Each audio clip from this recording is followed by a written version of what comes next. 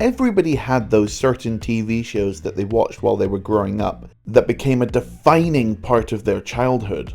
And even better, they made for some fantastic Lego sets. So I'm gonna do what I do best and take 3 of those classic cartoon Lego themes and build mechs for them, for my endless goal to have one mech for every single Lego theme ever made. So let's get started with Lego's newest theme to be added to the catalogue. It's the stuff of children's dreams and a nightmare for parents' wallets. 2 of Australia's most beloved kids brands, Bluey and Lego, are joining forces, and this morning we can give you a sneak peek. Bluey! Yes, Bluey, the Australian TV show that's taken the kids' market by storm. You can't walk down a toy aisle in the planet without seeing this little blue dog and her family. So it was a matter of when, not if, for Lego to jump on the Bluey train. I was gonna narrate this section in my finest Australian accent, but that would be pure bloody murder! Sorry. Now this show has been a huge success over the last few years, due to how it teaches great lessons to kids in an imaginative way. Let's see if I can translate those lessons into a giant fighting battle mech. Sounds easy enough, right? Of course, for our pilot, it was only ever going to be one character. Most of these cartoons are just named whatever the main character is, so that's who the pilot's going to be. So let's build ourselves a mech. I start with the feet in a lighter blue colour than the rest of the mech to differentiate it just like the character, as well as using some macaroni pieces to give it a bit of that toe definition. I like these pieces I used on the top to give it that nice rounded shape, because I wouldn't be able to achieve that with the normal mech joint piece for the rest of the legs.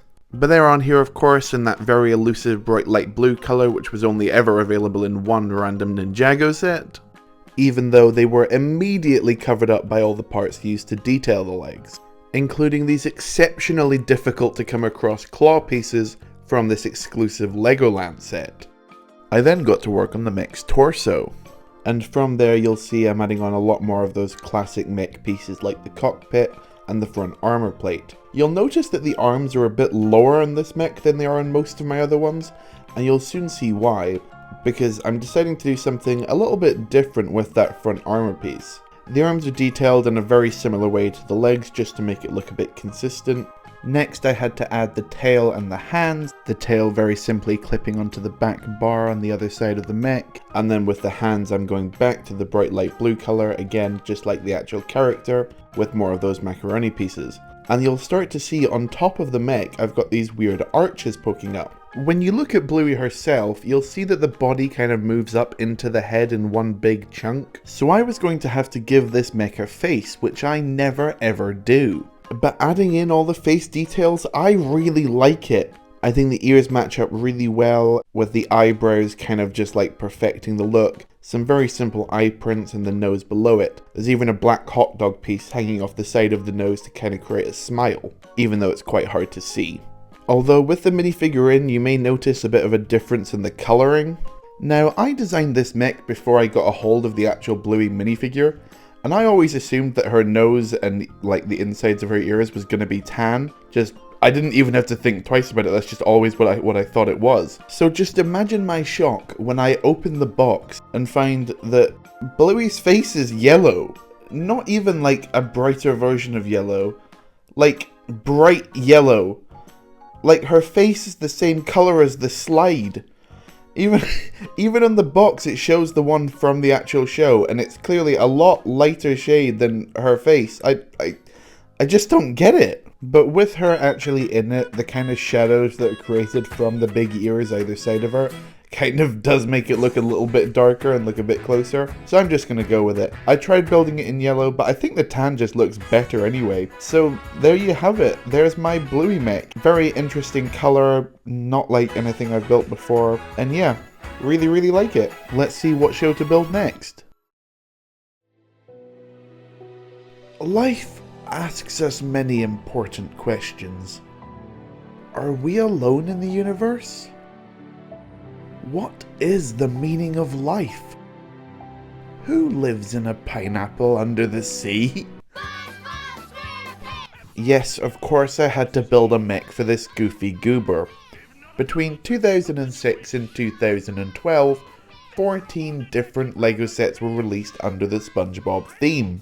And shockingly enough, none of them were mechs, the closest thing being this giant buildable SpongeBob.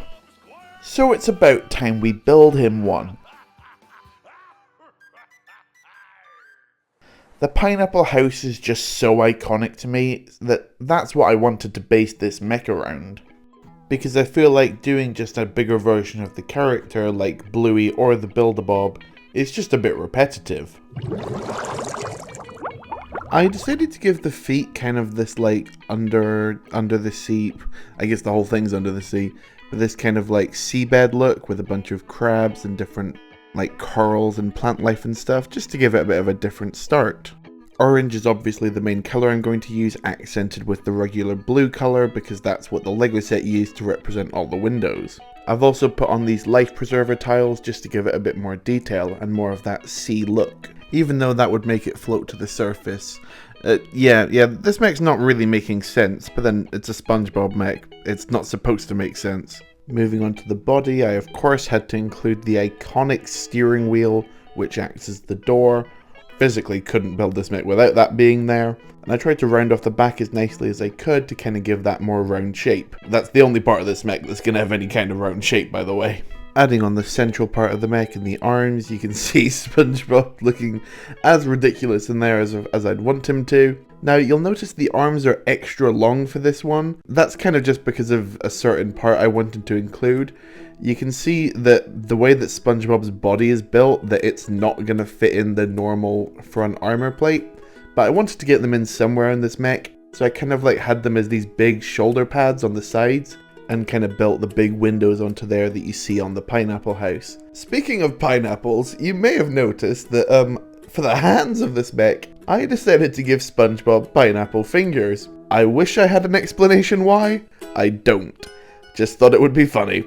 Which is how I make a good 80% of my mech building decisions. Then of course all I had to do was add those pineapple leaves to the top and give SpongeBob a roll cage for some kind of defense, which perfectly frames his face, and that was the mech done. This is very different to the Bluey one, where Bluey's just an upscaled Bluey and the SpongeBob mech's like a battle-ready fighting machine. Again, my only real goal is to make something that's just fun to build and fun to look at. And I think I've achieved that with this. I think it's really just different, out there and fun. And let's see if I can do that one more time for the final mech of the video. Several months later. Now this video's ticking along nicely, but it's perhaps missing a little sugar, a dash of spice, a spoonful of everything nice. Let's create a mech for the Powerpuff Girls. Now this was a very short-lived theme, spanning just 4 sets over 2 years. It initially started as a LEGO Dimensions add-on before growing into its own independent theme in 2018, before truly dying a quick and painful death. But hey, one of those sets included a mech, so let's give the girls something to fight with.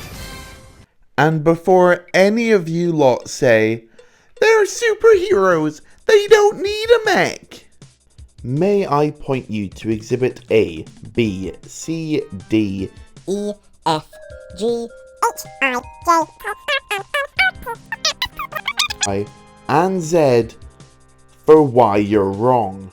But anyway, I was supposed to be building something. For the figure, it felt wrong just singling out one of them, so I'm doing a first for this channel and doing a multi-pilot mech. And instead of just going with 2, we're going straight to 3, baby.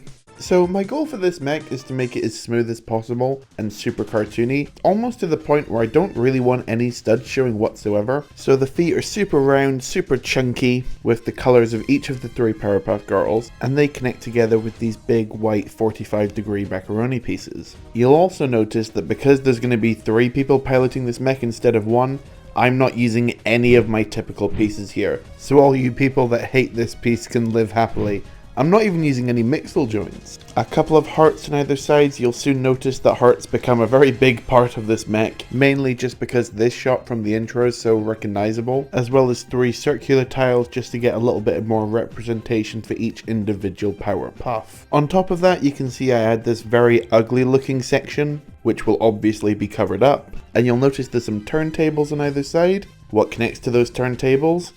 You guessed it, more giant hearts. Yeah, I was able to find this giant molded heart plate, which was only ever found in this random dot sets. I also built the top of the mech, which left 2 giant gaps on either side.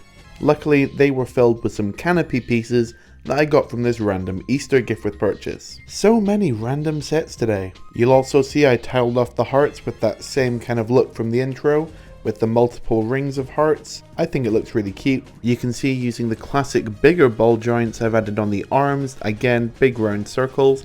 They're actually built on upside down, which I think is quite interesting. And then in the center I have a dark pink pod, which is where Blossom's gonna go. As she is the leader, I feel like it makes sense for her to go in the middle. And then on either side of that there's similar pods for both Bubbles and Buttercup. Too many B's for my mouth to say at once. Building these pods was very difficult because I had to find pieces that existed in all 3 of these colors, which is a lot more difficult than it sounds. And then you can see I built the feet again but inverted them to create the main arms, with big claws on either side. They were kind of inspired from this mech from the Lego Batman movie. We all love an egg mech. I then noticed a problem. The space that I'd given each of the girls in the arms was only 2 by 2 studs wide, so I couldn't really include their bodies. I ended up with this idea where I included a stack of 3 different studs which kind of represented their shirts, and that kind of works just to fit their head in, whereas Blossom can fit her whole minifigure because her spot's a bit bigger. And then for the bodies, just stuff them inside the mech. There's space in there, they can close up, and then they'll never get lost. What fun. The perfect solution, if not a little bit terrifying. But here it is in its full glory, the 3 piloted Powerpuff Girl mech. I like to imagine that one of the girls controls one of the arms each, and then the one in the middle controls the legs. That's my headcanon. But yeah, I think this is really fun. Of course they don't need a mech, but if they did, I think this is a really cool looking one. I really like how poppy it is, how like smooth it is. Again, there are no studs showing on this entire thing. It's definitely a new color scheme for me. I don't have a lot of pink pieces to work with. But yeah, I'm really happy with how this turned out. And it's probably one of my favorite mechs I've built so far, which I never thought I would end up saying. But there we go, that's 3 kids cartoons turned into 3 giant mechs. Having them all rotating here now, I've just realised that all of these figures use short legs. But yeah, that's a fun coincidence. I would normally put all of the mechs on the same big rotating platform, but the Powerpuff one is just so big that it knocks the other ones off. So I'll have to display them like this in a big line. But yeah, I think these are 3 really fun mechs to add to the collection from 3 wildly different TV shows. Let me know in the comments which one's your favourite. I think I'm gonna have to go for Powerpuff, which is not what I thought I'd say at the beginning of this video. And let me know if there's any other TV shows that have Lego themes that I missed. And if you want to see what mental mechs I come up with next, make sure to subscribe, because I promise the next one will be a Jurassically good time. I know that doesn't make any sense, shut up.